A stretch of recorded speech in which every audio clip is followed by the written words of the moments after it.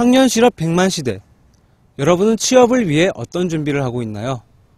취업의 중요성에 대해 잘 알고 있지만 막상 준비를 하려고 하면 막막하기만 한데요.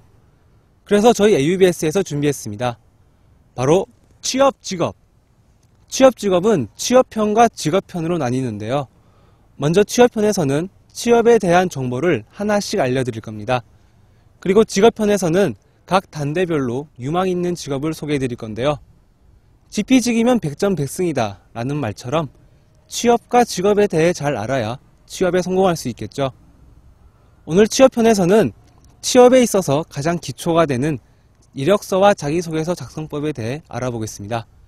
이력서는 사진, 신상사항, 학력사항, 자격사항, 특기 및 경력사항, 수상내역, 사실확인 등 이렇게 나뉩니다. 흔히 사람의 첫 인상이 중요하다고 하죠. 그렇기 때문에 이력서에 붙일 사진은 정장을 입고 밝은 표정을 하고 있는 사진을 붙이는 것이 좋습니다.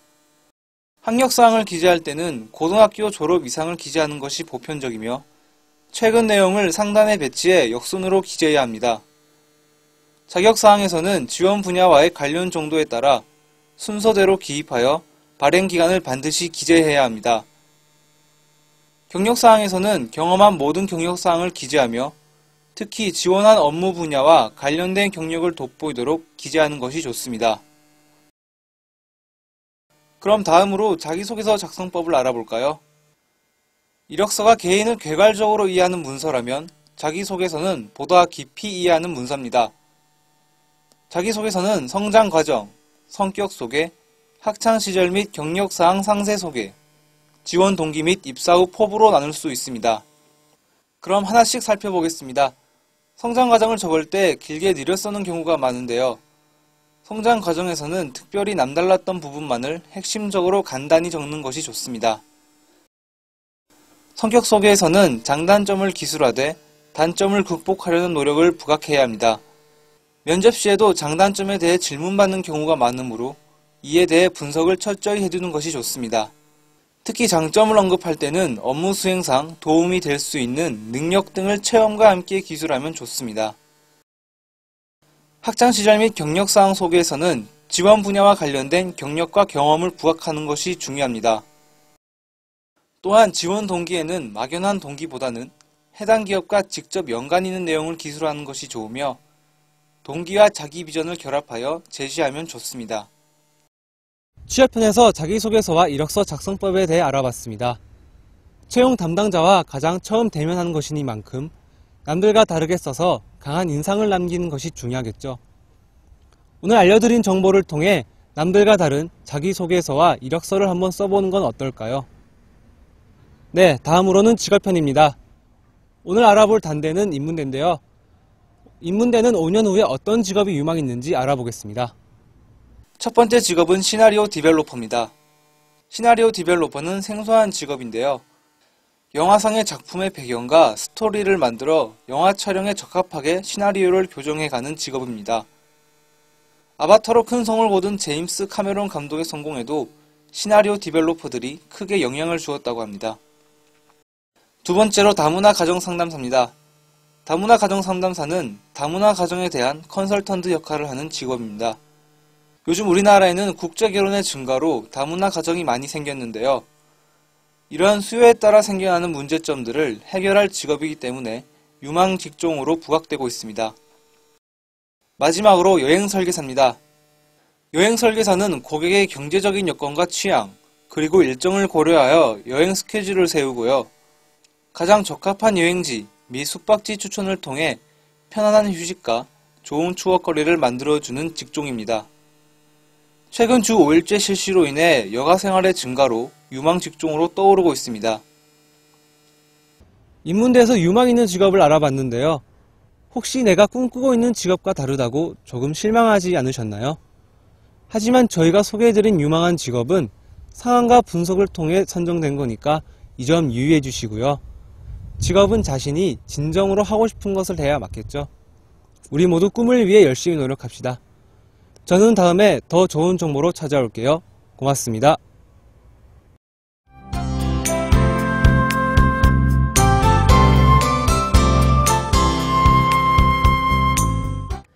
안녕하세요. 우리말 나들이 아련날의 노지은입니다. 요즘 출범식이니 MT니 이런저런 행사들이 참 많이 있는데요. 이런 행사에서 심심치 않게 등장하는 말이 있습니다. 바로 이 자리를 빌어라는 말인데요. 이 자리를 빌어, 과연 바른 표현일까요? 정답은 틀린 표현입니다. 빌다는 바라는 바를 이루게 해달라고 신이나 사람, 사물 따위에 간청하다, 잘못을 용서해달라고 호소하다라는 뜻으로 사용되기 때문에 틀린 표현입니다. 남의 물건이나 돈 따위를 나중에 도로 돌려주거나 대가를 갚기로 하고 얼마 동안 쓰다, 일정한 형식이나 이론 또는 남의 말이나 글 따위를 취하여 따르다라는 뜻을 가진 빌려가 맞는 표현입니다. 앞으로 많은 사람들 앞에서 말할 때 이 자리를 빌려라고 말하는 게 좋겠죠?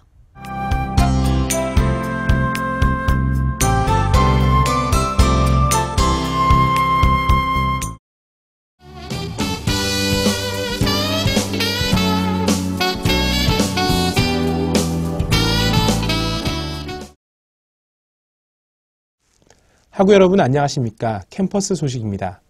캠퍼스 소식은 한 주 동안 있었던 학교 행사나 소식들을 한데 모아 전해드리는 프로그램입니다. 그럼 첫 번째 소식입니다. 본교 구내식당 식비가 4월 1일부터 인상되었습니다. 지난달 16일 소비조합 이사회에서 식비 인상을 결정했는데요. 이는 지난 2009년에 이어 2년 만에 인상된 것입니다. 소비자조합은 식재료비와 운영비 상승으로 인해 구내식당 식비 인상이 불가피하다고 밝혔습니다.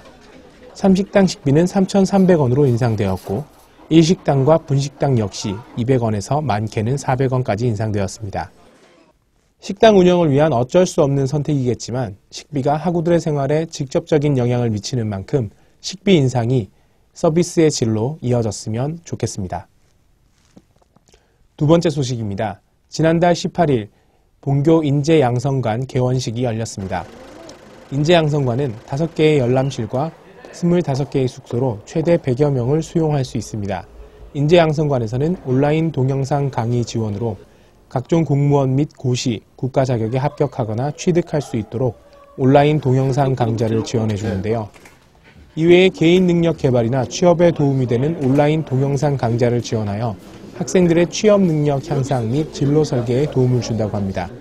이날 행사는 이희재 총장을 비롯한 교직원, 학생들이 참석한 가운데 경과보고와 인재양성관 운영위원 소개, 내부시설 견학 등으로 진행되었습니다. 리모델링을 통해 새롭게 시작하는 인재양성관, 앞으로 학생들에게 더 많은 도움이 되었으면 좋겠습니다. 그럼 다음 소식입니다. 지난달 28일 총학생회 출범식이 솔매문화관에서 열렸습니다.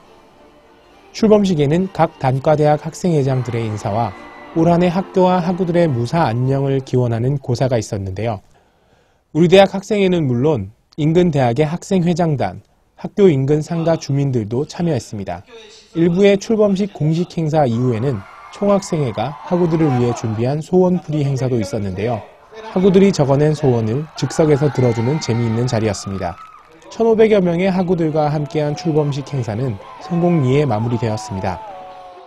성공적인 출발만큼 28대 리본 총학생회에서 학우들의 의견을 충분히 반영하고 학생들의 입장을 대변하는 기구로 자리매김했으면 좋겠습니다.